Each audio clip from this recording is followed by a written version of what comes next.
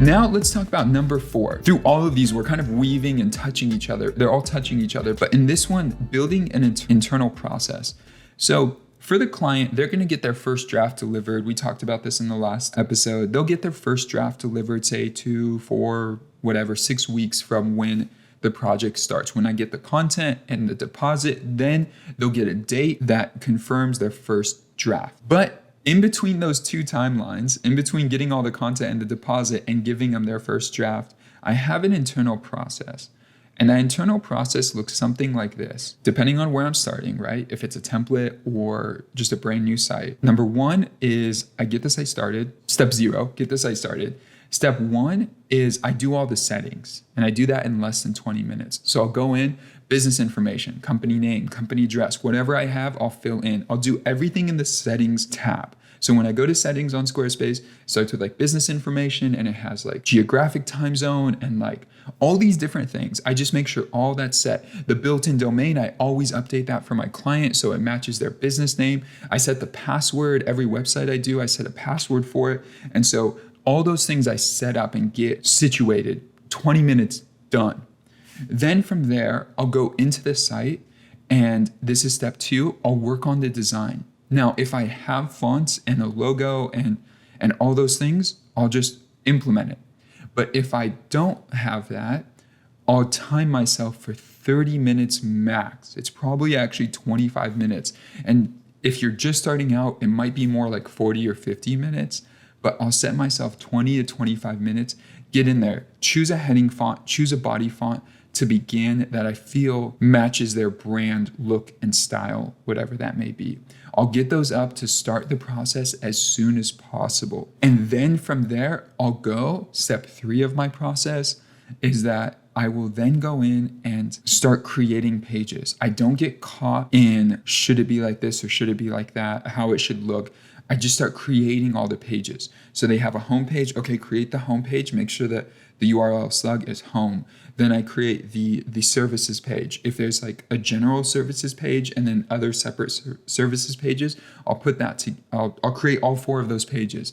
And I'll just create the structure of the site so that all the pages are there. I'll get the navigation set up. That's easy, getting all those features there. If there's a call to action, make sure the button's there and it says contact us or book a consultation or order now or whatever that is. If they have a shop, I'll make the shop.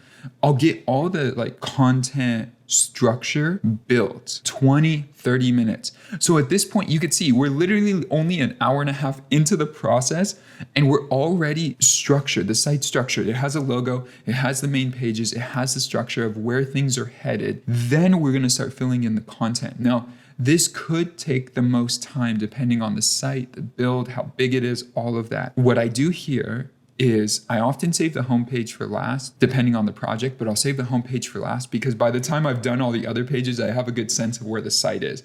So then I know where to link different things. But I'll start working on the simplest pages first. The reason is it builds confidence, right? You've gotten some things done and now you're building content. So I'm gonna build the contact page. How easy is that? I need an image, I need text that says contact, I need a form, I need their address and their email. Done. It's there, good to go, right? You could add a few other elements, but basically contact page is done. Then I'll go to any other pages that are really simple. Terms and conditions if they need it, privacy policy if they need it. I'll create all those pages out so that the content fills those pages. From there, I'll go to the services pages. If they have 3 services that are identical, and what I mean by identical is if it's like a consultancy and they have 3 services, I would lay out their pages so they're identical. And so at the top, it says management consulting, and another one says HR consulting, and another one says team dynamic consulting. I don't know. Whatever it is, I'd set up the header the same way. I'd set up the next section the same way. I could set up the next section the same way. So basically I'm creating one page and then I'm going to get it nailed down. And even for the deliver at 80 process, I may just make one services page and tell the client, hey, if you really love this look and feel, we'll duplicate this out for the other pages. And I may need content for this to get filled in along the way. And so boom, that's created. One services page helps me deliver at 80 rather than creating 5 different pages. And if I really want to, I could create 2 different looks. That's actually honestly easier sometimes. Create 2 different looks of the same service page and show it to the client. Which one do you like more? Do you like some things about this one more or this one? And then we can combine it. Then going after all those pages, then go to the homepage. And every page I work on, I time myself. So I'll time myself for either 20, 40, or 50 minutes for a page.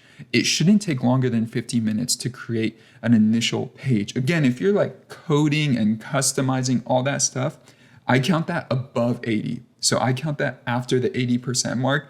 You're now working on getting a site from 80% to 85 or 90 to 95 or something like that, unless they have a very unique part of their scope that they've requested that you said yes to. So with all of that, build an internal process that keeps you in check. One way that this has been taught to me or shown to me that I really like is as a freelancer, as a small agency, you're the boss, but you also need to be the employee. And so, for example, boss David shows up and lands a client and says, you're going to build this site this week. But employee David comes in and does the tasks as assigned. So task 1, settings. You have 20 minutes to complete that. Task 2, design. You have 30 minutes to complete that. Task 3, creating the structure content. You have 45 minutes, 30 minutes, whatever it may be in that range where you create the base structure of the site. Then you go into individual pages, and before you know it, you have the majority of the site built, something that you can show the client.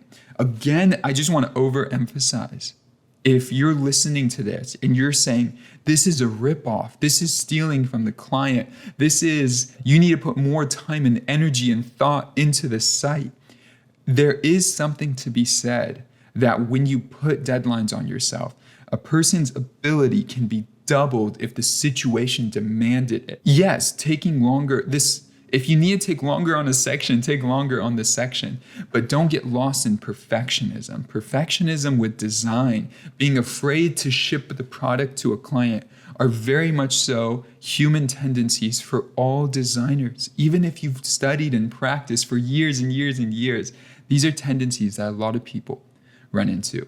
Now let's imagine for a moment, you combine these 4 time savers. You deliver at 80, you set short deadlines so you get websites up fast, you build templates for yourself, and you also build an internal process where you know what steps you're going to be doing in what order. Well, what happens when you have all those dynamics running, you have systems in place, and you're getting these things done? Well, let's imagine that you can do 2 websites a week and you charge $1,500, let's say $2,000 a website. Well, if you could get the first draft of a website done, 2 of them complete every week, as long as you could land the clients 2, 4, 6, 8 projects a month, you literally could be making $15,000, $16,000 a month in projects and still have a life outside of it. So it's not a crazy idea. It's not a crazy idea, especially when you build the skill. At this point for me, I don't say this in a bragging way. At this point for me, if I need to build a site, I know I can do it and I can do it fast because I've just done it so many times. You're basically in a process of making a lot of decisions. It's like a chess master. They get to the point of intelligence of unconsciously competent, where they know it so well that they can do it without looking, and they could just build things and win a game without even really thinking about it because they've been in those scenarios so many times. And so this process helps you go through the decision-making process quicker, faster, and sooner. So that way you can get to more projects, and the more projects you can get to, the more skill you can have. Again, there is something to be said about taking your time, thinking through things, walking away.